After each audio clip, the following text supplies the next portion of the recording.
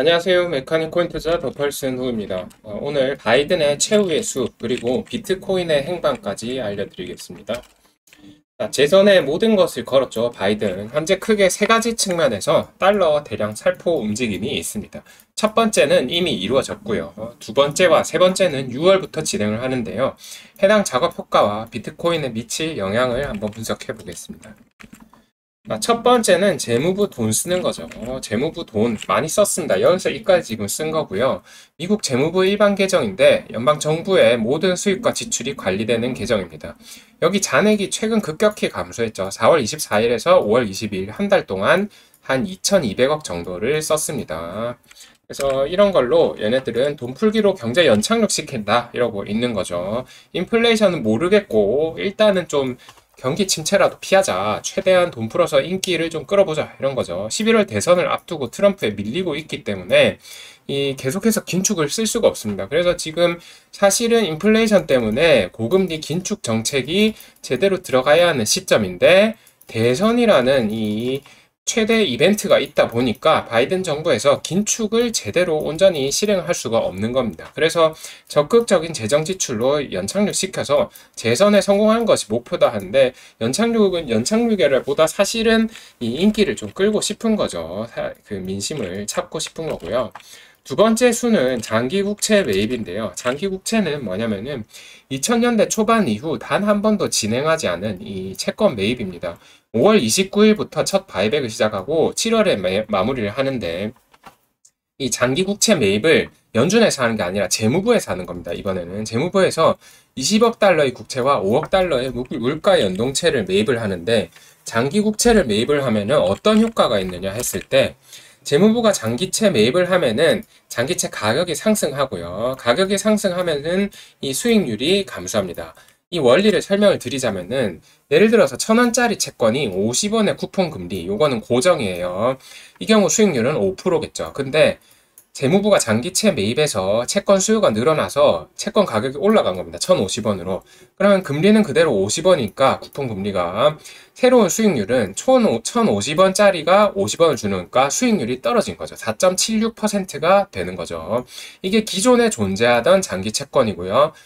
재무부가 장기채를 매입한 이후에 새롭게 또 발행되는 장기채가 있을 거잖아요. 걔네들은 또 기존의 장기채권 수익률을 따라갑니다. 따라가니까 얘네들도 장기채 수익률이 감소하고 이런 장기채 수익률 감소는 장기 금리의 하락을 영향을 미치게 됩니다. 장기 대출 금리가 하락되고요. 그러면은 주택담보대출이나 기업대출 같은 장기 금융 상품의 금리를 낮추는 효과가 일어납니다. 그래서 복잡한데 그냥 얘네가 매입하면은 장기 대출 금리가 하락한다. 이렇게 그냥 생각해도 되겠죠. 그래서 이게 결국은 시장에 일종의 유동성을 공급하는 그런 금리 완화 효과가 있다. 이렇게 보면 되겠습니다. 금리 인하 효과가. 실제 금리 인하 효과를 한번 계산을 해봤습니다. 총 채권 시장 규모가 20조 달러인데 장기 채권 시장이 30%거든요. 6조 달러고요. 얘네가 매입하는 금액이 20억 달러에 5억 달러에서 이걸 쭉 계산을 해보니까 대략 0.00167%를 금리 인하 효과를 의미한다. 이렇게 보면 되겠습니다. 그래서 실질적인 금리 인하 효과가 많이 높지는 않아요. 그렇지만은 시장 참여자들의 이런 심리적인 부분에 영향도 미치고, 재무부가 할 수 있는 카드 중에서는 2000년대 초반 이후로는 한 번도 안 썼던 카드란 말은 거의 궁극기급인 거죠. 굉장히 강력한 카드 중 하나다. 이렇게 보면 되겠습니다. 세 번째로는 연준의 긴축 완화입니다. 사실 연준은 그 바이든하고 큰 상관은 없죠. 그렇지만은 사실은 상관이 있습니다. 연준 의장이 대통령의 눈치를 좀 보거든요. 그래서 연준 양적 긴축 속도 조절 저번 영상에서 한번 알려드렸었는데 6월부터 시행이 들어가고요. 월간 감축 한도가 원래 600억 달러인데 250억 달러로 줄이기로 했습니다. 원래 월가 예측이 300억 달러인데 50억 달러를 더 줄이는 거고요. 줄이면 안 좋은 거 아닙니까? 근데 그게 아닙니다.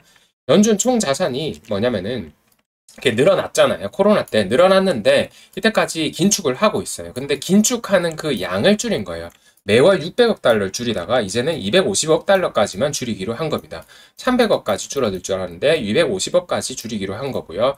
이 줄어드는 이 기울기가 완만해지겠죠. 이렇게. 그래서 시중에서 돈이 줄어드는 속도가 완만해진다. 이렇게 이해하시면 되고 이게 6월부터 실행되는 거니까 6월에는 결국 연준의 긴축 속도 조절도 있고 그리고 두 번째로 5월 29일부터 시행되는 바이백, 장기 채권 국채 바이백도 있고 이런 것들이 결국은 시중에 유동성 공급하는 효과를 일으킬 겁니다. 그래서 영향은 어떤가? 일단은 당장 주식, 코인 잘 오르고 있죠. 이런 것 때문에. 그래서 영향은 마치 사실은 스팀팩 같은 효과가 있는 겁니다. 인플레이션이 아직 안 잡혀서 금리를 못 인하하고 있잖아요. 고금리 상황에서 정부가 재정 지출을 확대하는 거고요. 연준도 정치 영향에서 자유로울 수 없는 상황에서 저런 이 세 번째 시행, 양적 긴축 속도 조절 이 정책을 연준에서도 시행을 하게 된 겁니다. 자, 그러면은 현재 미국 재정 적자가 심각한 상황에서 재무부 지출을 더 늘리는 것은 분명히 나중에 악영되겠죠. 지금 어차피 재선 실패하면은 망하니까 거의 알바노 시전하고 있는 겁니다. 결국 이것은 11월까지 어떻게든 경기 부양을 해서 당선만 되면 된다. 지금 이런 의미이고 이게 사실 좀 대선 같은 민주주의의 폐해라고도 할 수 있겠죠. 최악의 케이스를 한번 계산해 봤습니다. 어떤 식으로 되냐? 고금리가 이 장기화된 상황이잖아요, 지금. 그러면서 거품이 빠져야 되는데 이게 대선이 겹치면서 억지로 부양하고 오히려 그 달러를 공급하고 있는 그런 효과를 지금 내고 있는 거잖아요. 그러니까 정부 재정 적자가 더 확대되고 인플레이션은 잡히지 않는 겁니다. 그래서 사실은 2024년에 금리 인하가 3회 정도 예상했는데 3회가 안 되는 거예요. 1회 내지 0회도 될 수 있는 겁니다. 그러면은 시장의 충격 어마어마하겠죠. 경기 연착륙도 실패한 겁니다. 얘네들 사실은 정부 지출 확대하는 거는 연착륙 시키겠다 이건데 사실은 연착륙도 실패해버린 거죠. 경기 침체가 오고 그 대선 직후 미국 경제나 세계 경제가 최악으로 가는 겁니다. 정부 재정 적자는 훨씬 더 악화될 거고 경기는 침체되고 인플레이션은 안 잡히고 현재 고금리를 장기화가 되는 거죠. 그래서 2025년에도 금리 인하를 뭐 몇 번 제대로 하지도 못하고 고금리가 장기화되면 지금 어떻겠습니까? 지금 상황도 엉망인데 진짜로 엉망했죠.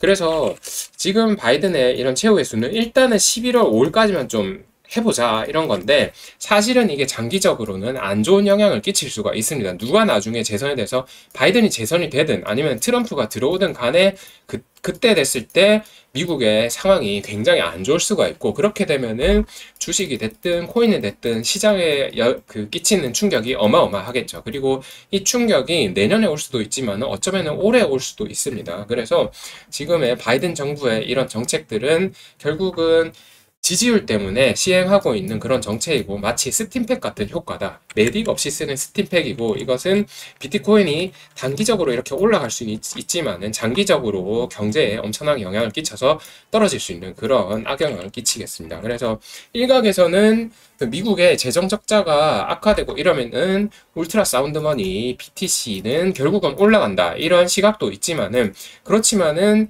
경기가 악화돼서 경기 침체가 오고 고금리가 계속 장기화되면은 미국 재정 적자가 아무리 심각해지더라도 비트코인 같은 이런 위험 자산에는 결코 좋은 영향을 못 미칠 겁니다. 그래서 현재 상황은 이 정도로 알려드리겠습니다. 네, 오늘 영상 여기까지 하겠습니다. 감사합니다.